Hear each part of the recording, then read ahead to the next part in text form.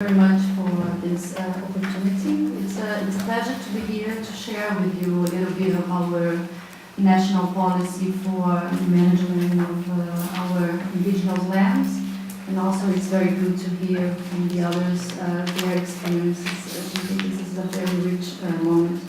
Well, we don't have much time, but before beginning to speak exactly about the policy, I would like just to introduce a little bit about our history of indigenous policy. Brazil has more than 100 years of official policy for indigenous peoples. And of course, those slides, they are just a few pictures just to contextualize a little bit about how this was developed. In the beginning, when the Europeans arrived, of course, the indigenous peoples, they were already there. And there were a lot of conflicts, and most of them died of this conflict. And as you can see in this map, you see that the small spots is where you have the smaller concentration of indigenous groups, and the big spots is where the higher concentrations of indigenous groups. You can see that they were being squeezed from the coast to the inner country. And today, this is our numbers today. We have 274 spoken languages, almost a million of indigenous people, 205 groups, different groups, 688 indigenous lands, and 82 reference of non-contacted groups. And within those 82 references, we have 32 that were already confirmed. This is just to show a little bit of some of the pictures of the non-contacted groups. This is what taken from a very high, 2 kilometers of high from a plane. And some people, they don't believe that we have uncontacted groups, but we do. And our neighbors also, they have Peru and other countries. And this is a very interesting thing because we are in the 21st century and we still have groups that are not contacted. This is just to show, well, in the beginning of the policy, the understanding of protection was to make contact and to integrate the indigenous in our society. And after this started in 1910, it was a service of protection of indigenous people. And after a moment, we realized that this didn't really work because the groups who were losing their identity, they were dying from this contact. And today, after our 88 Constitution, we changed the approach of the policy. Today we respect their will, their choice. So we have, of course, some groups that are integrated, some of them are not, but it's up to them to choose if they want to have contact or not.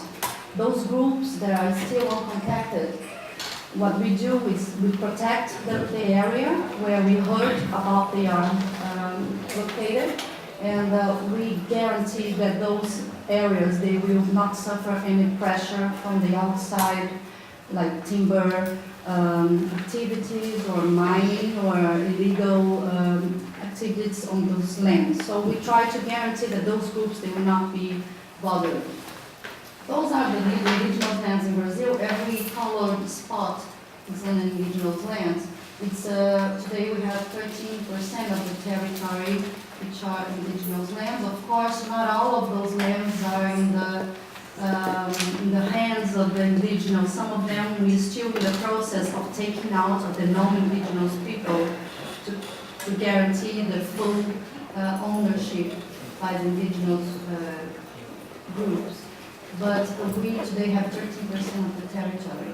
And after those lands are demarcated, we have a big challenge, is how to guarantee that those people, they can live in those lands in a way of, they can guarantee their way, the traditional way of living, and also they can do that in a sustainable way. And this is just to show that you see the outline, the yellow outline, it's the limit of indigenous lands, and just beside it is the pressure of the city.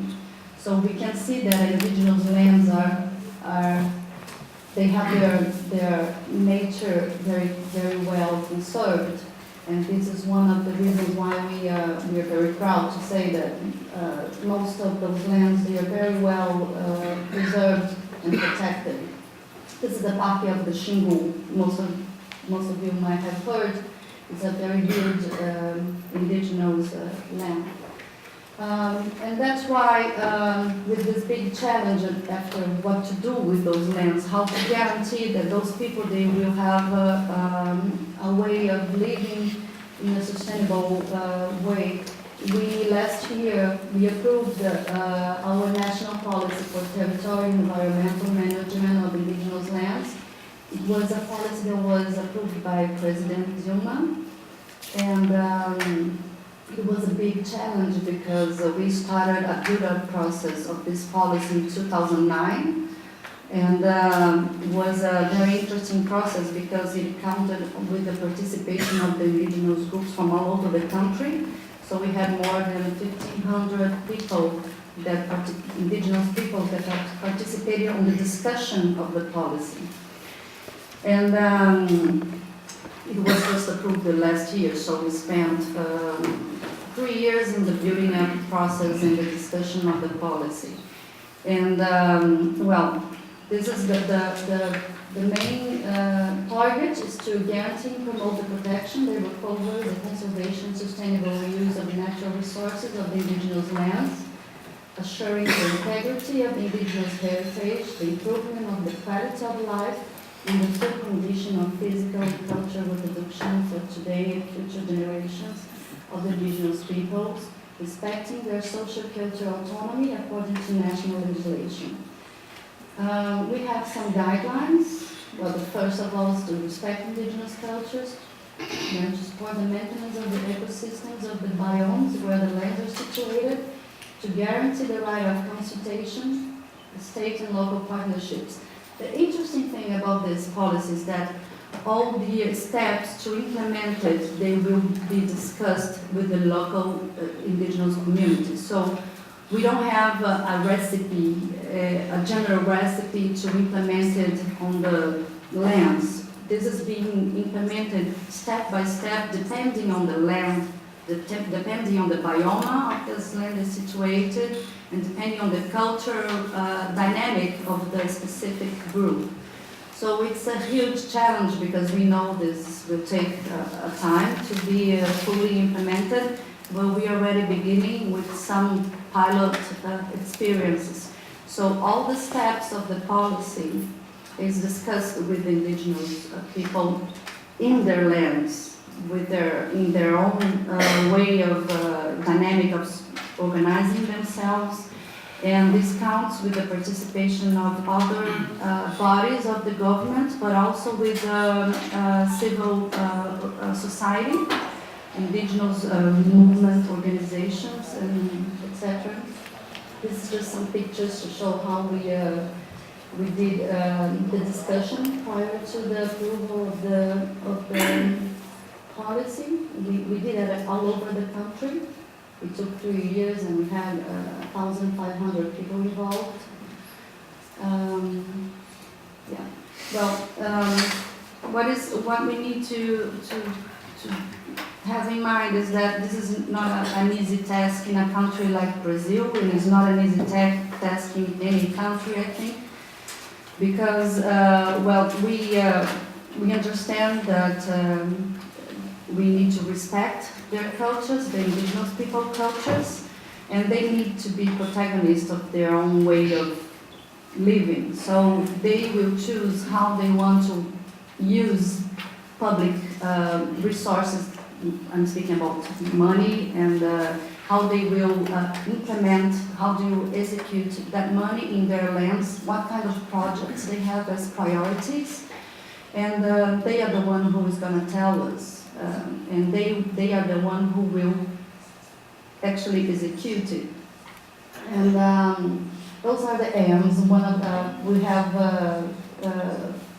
6 or 10 maybe, but those are the principles that are present in every discussion we have with them.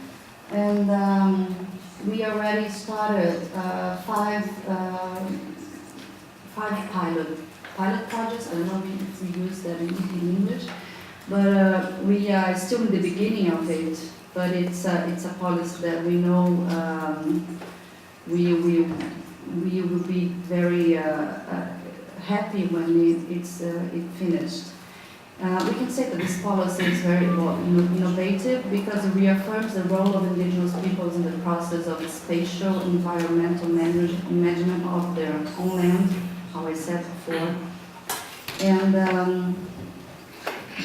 And that's it.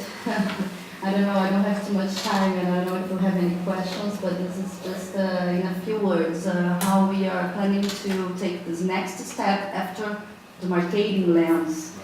Because we know that some of those lands, they really need to be well managed, and the best people to do that is the owners of those lands. And I'm available for questions, and thank you very much.